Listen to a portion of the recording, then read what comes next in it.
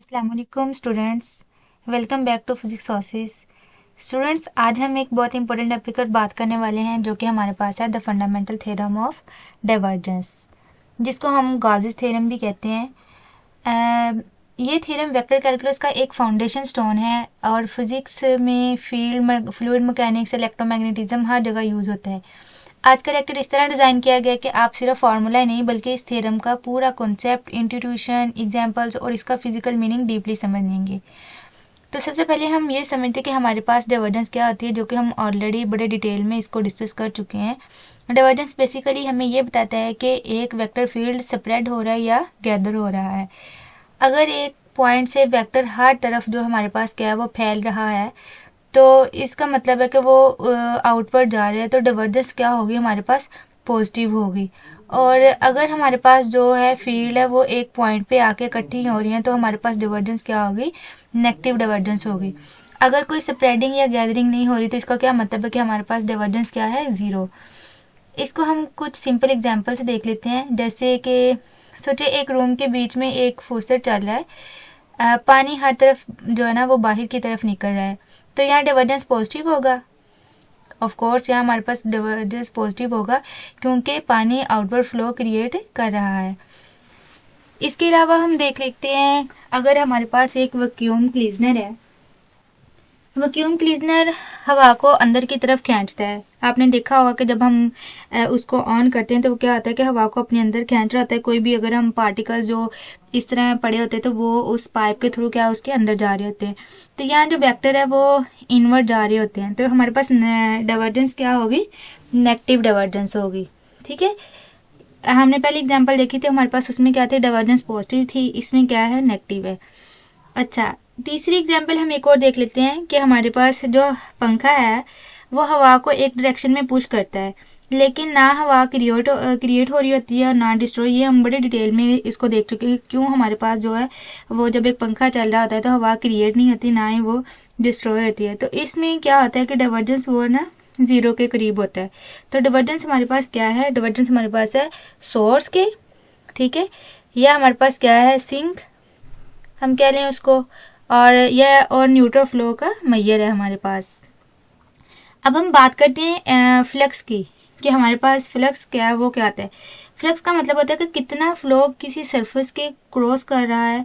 अगर मैं एक विंडो ग्रिल के सामने रख दूं और एक फैन उस ग्रिल पर ब्लो करें, तो जितनी हवा ग्रिल के होल से क्रॉस करेगी वही हमारे पास क्या होगा, फ्लक्स होगा।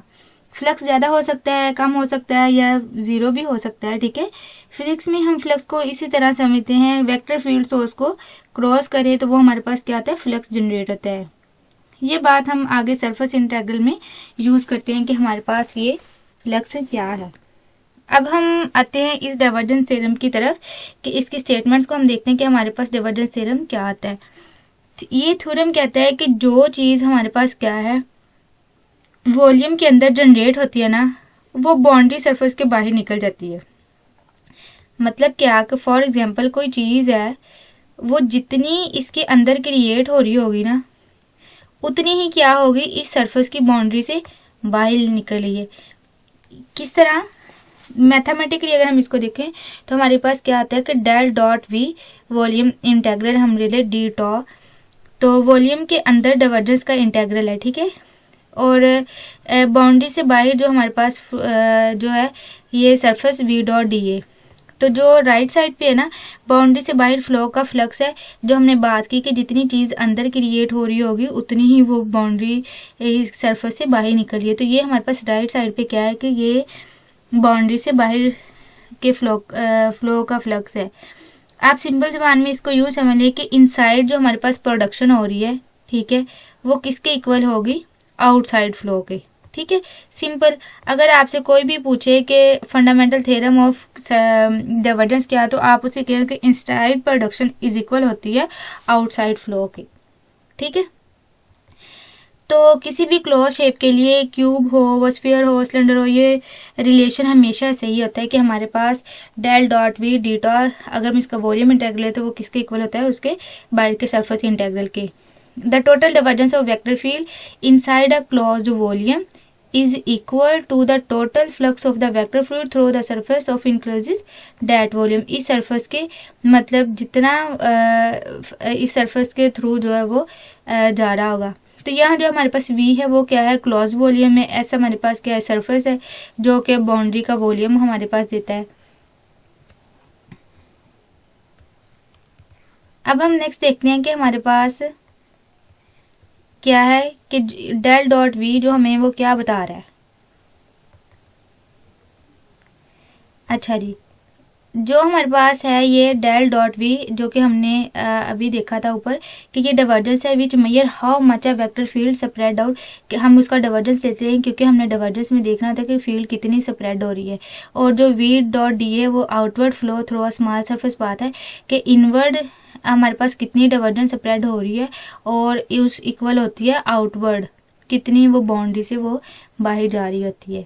ठीक है, अब हम ये देखते हैं कि ये हमारे पास जो थ्योरम है, अगर हम इसकी बात करें कि इसके फिजिकल मीनिंग्स की बात हम कर लेते हैं कि हमारे पास इसके फिजिकल मीनिंग्स क्या हैं। तो आप देखें कि जो हमारे पास इमेजिन करें कि एक क्यूब के अंदर बहुत सारे जो ना छोटे छोटे वाटर टैप चल रहे हैं। ठीक है, फॉर एग्जांपल ये हमारे पास एक क्यूब है। ठीक है, अब ये जो एरो है ना ये शो करें कि ये इधर वाटर के टैप जो है ना वो चल रहे हैं और ये बहुत सारे, हम इसको कह लेते हैं कि ये इनफाइनाइट भी हो सकते हैं, कि हम सिर्फ एक सिंपल एग्जांपल समझ रहे हैं कि सारे हर जो टैप है वो थोड़ा थोड़ा पानी वो ना जनरेट कर रहा है, मतलब इससे पानी जनरेट हो रहा है। आपके पास दो तरीके हैं, एक तो ये है कि आप अंदर जाकर सब टैप जो है उसका आउटपुट कैलकुलेट करो, यानी वॉल्यूम इंटेग्रल जो है वो डिवर्जेंस ऐड करने से आता है। ठीक है, तो हम देख लेंगे टोटल जो पानी वो अंदर हर एक टैप में से, देखिए इसमें से कितना पानी निकल रहा है, इसमें से इनको एक एक को मेजर कर लें और फिर हम इसका इंटेग्रल ले लेते हैं, हमारे पास टोटल पानी आ जाएगा कितना अंदर जो क्रिएट हुआ। ये दूसरा तरीका ये है कि हम क्या करें कि जो बाहर पानी निकल रहा है ना टैप से क्यूब की सरफेस से, ठीक है, तो उसमें देखते हैं कि पानी क्यूब से बाहर जो जा रहा है वो उसका क्या होगा, सरफेस फ्लक्स होगा ना। ठीक है, जितना वो पानी बाहर, ये हम उसको कैलकुलेट कर लें तो हम दोनों सूरतों में हमारे पास आंसर क्या होगा, सेम होगा। तो क्या है, divergence we tell us how many mini faucets and mini drains exist inside the region। ये flux tell us how much water actually comes out of the boundary surface. दोनों से तरीके से हमें आंसर क्या हमें सेम मिलेगा, या तो हम अंदर जो हमारे पास टैप चल रहे हैं उनका टोटल पानी कैलकुलेट कर लें, या हमारे पास क्या आता है कि जितना पानी बाहर निकल रहा है तो वो हमारे पास क्या आता है फ्लक्स, उसको कैलकुलेट कर लें। ये थ्योरम क्या बताता है, water inside being is created by faucets that exact amount must leave the boundary. जितनी चीज अंदर बन रही है उतनी ही चीज क्या है बाहर जो है वो निकल रही है। ठीक है, तो ये थ्योरम हमें असल में यही बताता है। So if we count the faucets divergence, मतलब faucet क्या, मतलब जितना पानी जो है वो अंदर हमारे पास आ रहा है क्रिएट हो रहा है वही हमारे पास क्या है total, you get the same result as marrying the water flow on the outer surface। तो जितना पानी हमें बाई मिलेगा वो दोनों क्या होंगे, इक्वल होंगे। अच्छा, एक हमारे पास इधर क्वेश्चन आता है कि हम ये why is this important, ये हमारे पास इम्पोर्टेंट क्यों है। ठीक है ना, क्वेश्चन आता है, या हम ये कह लेते हैं कि why we need divergence theorem, हमें इसकी ज़रूरत ही क्यों पेश आई, हम ये लेते ही क्यों है। तो देखिए हमारे पास क्या होता है कि कभी सरफेस इंटेग्रल मुश्किल होता है, ठीक है, कभी वॉल्यूम इंटेग्रल मुश्किल होता है कि हम अगर एक सरफेस है उसके अंदर जो हम उसका इंटेग्रल ले लें कभी हमें वो नहीं मिलता है, अगर हम बाहर ले रहे हैं तो कभी हमें वो नहीं मिलता है। तो हम क्या करते हैं, डिवर्जेंस थ्योरम जो है वो दोनों को स्वैप कर देता है। जैसे मैथ में हम इंटीग्रेशन बाय पार्ट से एक फॉर्म को दूसरी फॉर्म में चेंज करते हैं ना, वैसे ही ये थ्योरम वॉल्यूम को सरफेस में कन्वर्ट कर देती है, ये सरफेस का वॉल्यूम या सरफेस को वॉल्यूम में। तो इसलिए हम क्या करते हैं कि इसको लेते हैं, ये कनेक्ट करता है वॉल्यूम इंटेग्रल को सरफेस इंटेग्रल के साथ। This is extremely useful in physics because many laws involve in either volume और सरफेस कैलकुलेशन। ठीक है। तो हमने अभी बात की कि हम इसको दो तरीके से मेजर कर सकते हैं, या तो हम काउंटिंग कर सकते हैं फॉसेट्स इनसाइड की, जितनी फॉसेट्स इनसाइड जो हैं उनको काउंट कर लें, उनमें से जो पानी हमें मिल रहा है उनको हम 1 बाय 1 ऐड करके उन 1 बाय 1 निकालें और फिर हम उनको ऐड कर लें। या हम कर लें कि हमारे पास जो है बाहर पानी निकल रहा है ना आउटगोइंग फ्लो बाउंड्री पे, उनको हम मेजर कर लें। तो दोनों सूरतों में क्या होगा, हमारे पास आंसर सेम होगा। Divergence theorem says both are exactly the same, which is why the theorem is fundamental। इसीलिए यह हमारे पास ये थ्योरम क्या है, फंडामेंटल थ्योरम है। ठीक है। एंड में आपको 5 लाइन्स की समरी में दे रही हूँ कि जो अगर फॉर एग्जांपल आपको शॉर्ट क्वेश्चन आ जाता है कि आप ये बताएं कि हमारे पास आप किस तरह फंडामेंटल थ्योरम फॉर डाइवर्जेंस को डिस्क्राइब कर दें, तो आप क्या लिखेंगे कि जो डाइवर्जेंस है वो हमें क्या बताता है कि वेक्टर फील्ड स्प्रेड हो रही है या कन्वर्ज हो रही है। दूसरी बात हमने क्या पढ़ी कि हमारे पास क्या था कि फ्लक्स मेजर होता है how much flow passes through a surface, की सरफेस से कितना फ्लक्स जो है हम वो पास हो रहा है। तीसरी बात ये थी कि जो डाइवर्जेंस थ्योरम है ना वो लिंक करता है इनसाइड डाइवर्जेंस जो हो रही है और उसको किसके साथ लिंक करता है, आउटसाइड फ्लक्स के साथ। जो अंदर प्रोड्यूस होता है वही क्या है, बाहर निकलता है। चौथी बात यह है कि थ्योरम जो हमारे पास is use in fluid mechanics में, इलेक्ट्रोमैग्नेटिज्म में, हीट फ्लो में और इंजीनियरिंग में हमारे पास यूज होता है। तो ये था हमारे पास, इसकी सारी हमने देखी कि डेफिनेशन क्या है, हम इसको क्यों यूज़ करते हैं, इसकी एप्लीकेशंस कहाँ क्या है और इसको किस तरह मेजर करते हैं। अब हम ये देख लेते हैं कि why the surface integral is use in the right side. अच्छा, ये बड़ा इंपॉर्टेंट क्वेश्चन है कि हमने देखा जो हमारे पास ये थी सरफेस इंटीग्रल की इक्वेशन, तो हम इसको राइट साइड पे ही क्यों यूज़ करते हैं सरफेस को, हम इसको ये सरफेस को लेफ्ट साइड पे क्यों नहीं यूज़ कर सकते। तो इसकी ना बड़ी मेन सी रीज़न है क्योंकि जो हमारे पास बाउंड्री ऑफ वॉल्यूम होती है ना वो क्या होती है, ऑलवेज क्लोज होती है। सारी बात है, कोई क्लोज चीज़ होगी तो ही उसकी बाउंड्री होगी। Just like a line segment has 2 end points, ठीक है। A solid 3D region has a close surface, so the flow must be measured across the close surface. इसलिए जो हम मेजर करते हैं ना इसको, वो क्लोज सरफेस के अक्रॉस करते हैं, तो हम इसको क्या करते हैं, राइट साइड पे रखते हैं। अब हम एक एग्जांपल देख लेते हैं। हमारे पास एक एग्जांपल है,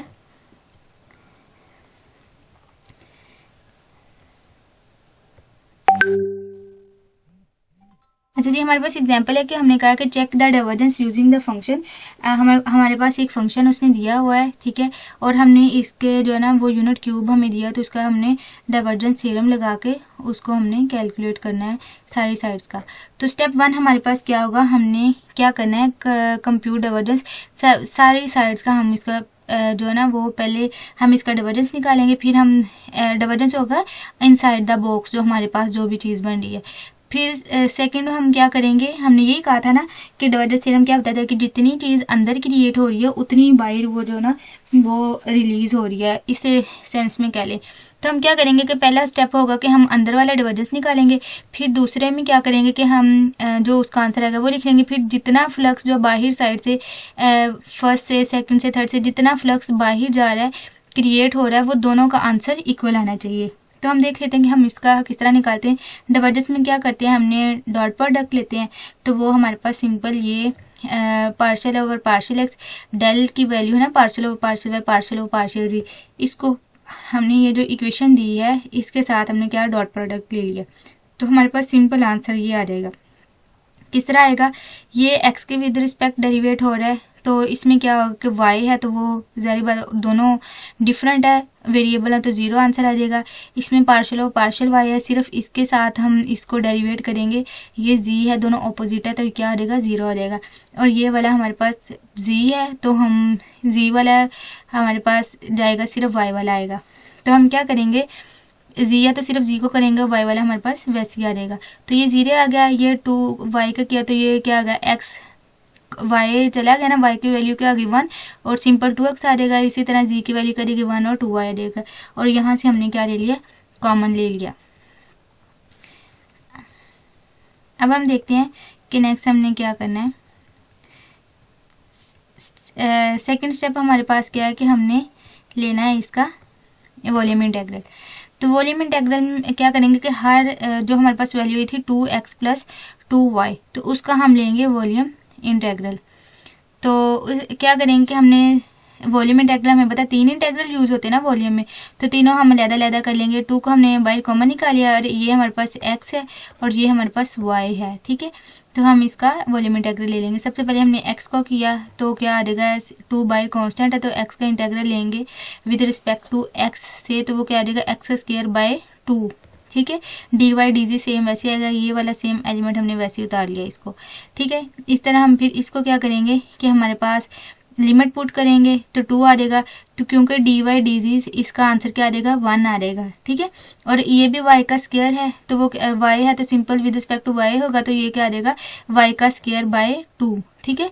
तो इसमें भी हम लिमिट पुट कर देंगे तो हमारे पास क्या होगा कि y की वैल्यू क्या है 1 और लिमिट पुट देंगे तो वो 1/2 आ जाएगा। 2 बाय कॉमन है, 1/2 आ जाएगा, डी वाई का भी 1 आ गया, डी जी का भी 1 आ गया, प्लस 1/2 आ गया। इसको हम क्या करेंगे कि 1/2 प्लस 1/2 इन दोनों को ऐड कर लेंगे, इनका एलसीएम ले लेंगे तो वो क्या आ जाएगा 2/2 आ जाएगा, तो ये कैंसिल होगा, तो सिंपल हमारे पास वॉल्यूम इंटेग्रल का आंसर क्या आ जाएगा 2, ठीक है। ये हमने निकाल लिया वॉल्यूम इंटेग्रल। पहले हमने क्या निकाला, डिवर्जेंस निकाली थी, देन हमने इसका वॉल्यूम इंटेग्रल निकाल लिया और अब हमने क्या है इसका निकालना है सरफेस इंटेग्रल।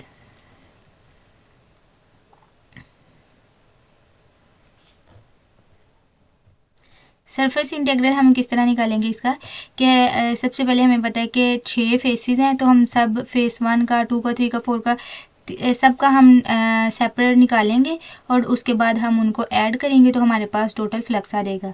अब वॉल्यूम इंटेग्रल आंसर का हमारे पास 2 है, ये आपने याद रखना है। फिर हम निकालेंगे, सबसे पहले हम निकालते हैं कि हमारे पास फेस 1 है तो उसका हमने निकालना है नॉर्मल x1 है ना, तो उसमें हमारे पास क्या था कि वो पॉजिटिव x1 की तरफ था। आप पीछे डायग्राम में देखें ये ना, तो ये x एक्सिस है, ये y है और ये हमारे पास z है, ठीक है। तो ये जो फेस 1 है फ्रंट वाले की बात हम कर रहे हैं ना, तो इसमें ये किसके आई कैप के अलोंग होगा, ठीक है, आयोटा के।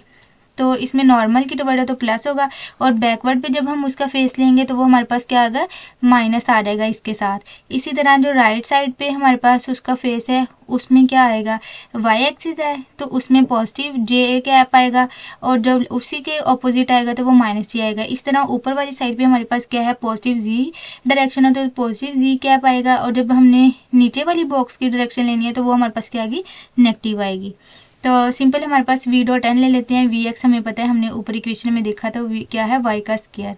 तो इसमें हम ले रहे हैं फ्लक्स, तो सिंपल y का square d y d z, हम इसको वॉल्यूम इंटेग्रल ले रहे हैं ना, तो हम उसमें 2 इंटेग्रल यूज़ करें, सॉरी सरफेस इंटेग्रल ले लें तो हम इसमें 2 इंटेग्रल यूज़ करते हैं। वॉल्यूम इंटेग्रल में हमने कितने इंटेग्रल लिए थे 3, ठीक है। तो इसी तरह हम इसका करेंगे और ये y का स्क्वायर है तो y की 3/3 आ जाएगा, तो ये y की 3/3 और जब इसमें लिमिट पुट करेंगे तो y में 1 की क्यूब बाई 3 माइनस 0 का क्यूब बाई 3, लास्ट वाली कैंसिल हो जाएगी तो ये 1/3 हमारे पास फेस 1 का आ गया। अब हम बात करते हैं कि फेस 2 की। इसका हमने सिंपल वही आएगा, सिर्फ क्या आएगा माइनस में लेना है, तो माइनस वाई का स्क्वायर, तो आंसर क्या आ जाएगा -1/3। अब हम फेस जो है वो हमारे पास 3 है, y इज इक्वल टू 1 जो कि नॉर्मल लेफ्ट राइट साइड पे हमारे पास जा रहा है, ठीक है, वो पॉजिटिव लेंगे और जो दूसरी साइड पे जाएगा वो हमारे पास क्या आएगा नेगेटिव आएगा। तो y की वैल्यू ये हमारे पास 2x plus x y plus z का स्क्वायर, तो हमें पता है कि y की वैल्यू क्या है 1 हमने ली हुई है, तो इधर y की वैल्यू 1 पुट कर देंगे तो हमारे पास 2x प्लस जी का स्क्वायर आ जाएगा। अब इसको हम इंटीग्रेट करेंगे dx dz, तो सिंपल हमने इसको इंटीग्रेट किया, x वाले को किया तो वो x का स्क्वायर बाय 2 आ जाएगा, 2 से कैंसिल आ जाएगा, सिंपल उसकी 1 आ जाएगी और ये z का स्क्वायर वैसे ही आ जाएगा। फिर z का स्क्वायर वाले को करेंगे तो वो क्या आएगा z का क्यूब बाय 3 और फिर इसमें लिमिट पुट करेंगे 1/3, तो टोटल एलसीएम ले लेंगे तो हमारे पास आंसर क्या आ जाएगा 4/3। अब हम फेस बिल्कुल इसी के ऑपोजिट होगा तो उसमें क्या करेंगे, सिर्फ y 0 होगा, जब y 0 होगा इधर 0 पुट करेंगे तो आंसर क्या आएगा z का स्क्वायर ओनली, और हमने कहा कि j डॉट नेगेटिव है तो z के साथ क्या आ जाएगा माइनस, ठीक है, माइनस आ जाएगा, z का क्यूब बाई क्यूब आ जाएगा, तो z की जब लिमिट पुट करेंगे तो 1/3, तो ये लिमिट आंसर टोटल क्या आ जाएगा -1/3। अब हम फेज 5 की तरफ चलते हैं, तो उसमें क्या है, ऊपर की तरफ जी डायरेक्शन में, तो वो कौन सी आ जाएगी, पॉजिटिव। तो उसमें क्या है, सिंपल 2yz। आप ये देख रहे हैं, ये जो मैं ले रही हूँ वैल्यू 2xy प्लस जी का स्क्वायर या 2yz ये लिए, ये क्वेश्चन में से ही लिए, जो हमें इक्वेशन दी हुई है ना, ये आपने उसी में से लेनी है। एक्स वाले की हमने वाई का स्क्वायर को लेके किया, जब हम वाई कैप की तरफ आए तो हमने ये वाली ली, जब जी की तरफ आए तो 2yz हमने ये वाली ली। ठीक है, इसमें आपने कंफ्यूज नहीं होना कि ये कहाँ से आ रही है वैल्यू।